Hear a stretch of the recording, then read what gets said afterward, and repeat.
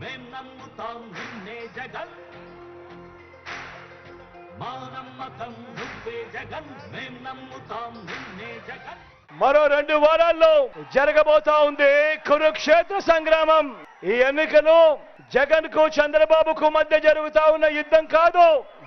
ఈ ఎన్నికలు పేదలకు చంద్రబాబు మోసాలకు మధ్య జరుగుతా ఉన్న యుద్ధం. ఈ ఎన్నికలు కేవలం ఎమ్మెల్యేలను కేవలం ఎంపీలను ఎన్నుకునేందుకు జరుగుతా ఉన్న యుద్ధం కాదు ఇది.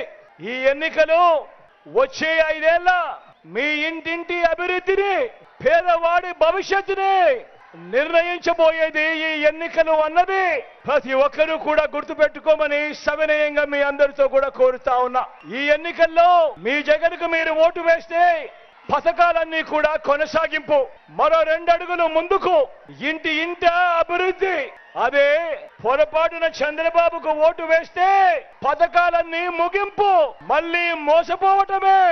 ఇదే బాబు గత చరిత్ర చెప్తా ఉన్న సత్యం. ఇదే సాధ్యం కాని హామీలతో తాను మొన్న రిలీజ్ చేసిన మేనిఫెస్టోకు అర్థం.